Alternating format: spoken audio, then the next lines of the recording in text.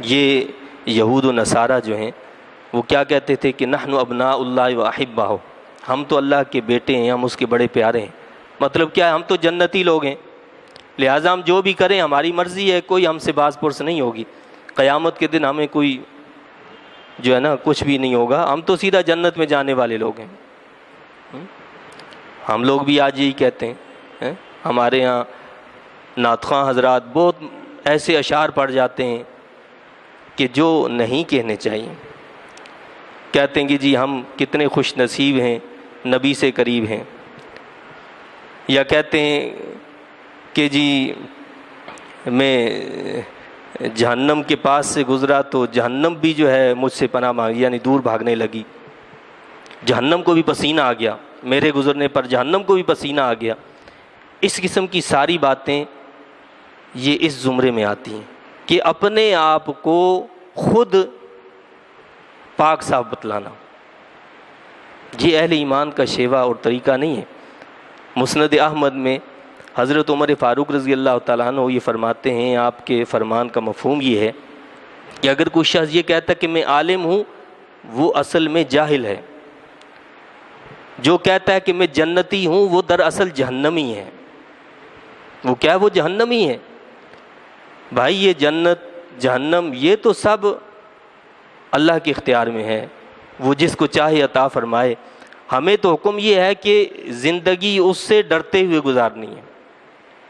جب خود حضور نبی پاک صلی اللہ علیہ وسلم یہ زندگی ہمارے سامنے گزارتے ہیں، آپ کی سیرت مقدسہ ہمارے سامنے موجود ہے کہ کس طرح آپ نے گزاری، اور آپ کے ساتھ رہنے والے جو تھے صحابہ کرام کس طرح ڈرتے ہوئے انہوں نے اپنی زندگی بسر کی۔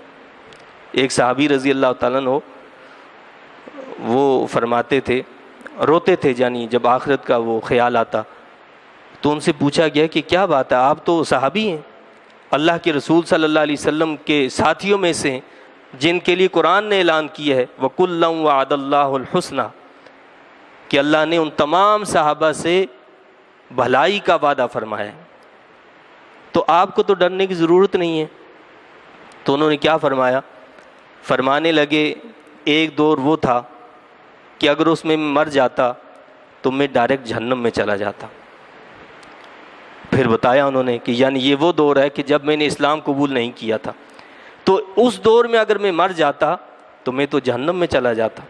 دوسرا دور وہ آیا کہ جب میں نے حضور نبی کریم صلی اللہ علیہ وسلم کی رفاقت میں رہا، میں نے اسلام قبول کیا، اگر اس دور میں مر جاتا تو میں جنت میں چلا جاتا۔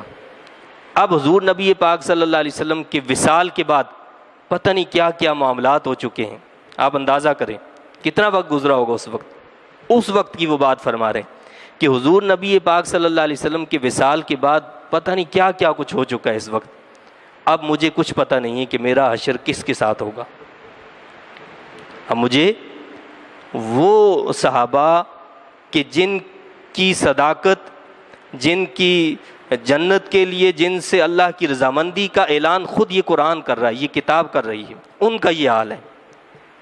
تو اس لیے جب آخرت کا جو ہے منظر سامنے آتا ہے تو مجھے رونا آ جاتا ہے، مجھ پر خوف طاری ہو جاتا ہے، اور ہمارے پاس آخرت کا کوئی ساز و سامان ہی موجود نہیں، پھر بھی ہم کہتے ہیں کہ جی ہم تو بس، تو یہ طریقہ بہرحال اہل ایمان کا نہیں، یہ تو یہود و نصارہ کا طریقہ ہے۔ دراصل کون ہے جو جنت میں جانے والا ہے، جو پاک باز ہے؟ اللہ نے فرمایا بل اللہ یزکی من یشاء ولا یظلمون فتیلا، بلکہ یہ تو اللہ کی شان ہے، پاک باز بنا دے جسے چاہے، اور وہ نہیں ظلم کیے جائیں گے کھجور کی گٹھلی کے ریشے برابر بھی، کسی پر وہاں ظلم نہیں ہوگا۔ پاک باز وہی ہے جس کو رب خود کہے کہ ہاں یہ پاک باز ہے۔ عاشق رسول صلی اللہ علیہ وسلم دراصل وہ ہے جس کو رسول اللہ صلی اللہ علیہ وسلم فرمائے کہ ہاں یہ ہمارا عاشق ہے۔ ہم تو خود دعوے کرتے ہیں، تو دعوے کے لیے دلیل کی ضرورت ہوتی ہے۔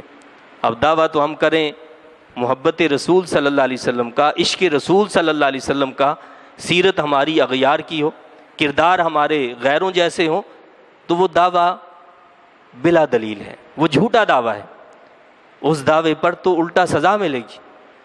تو اللہ تعالیٰ ہمیں اس سے محفوظ رکھے۔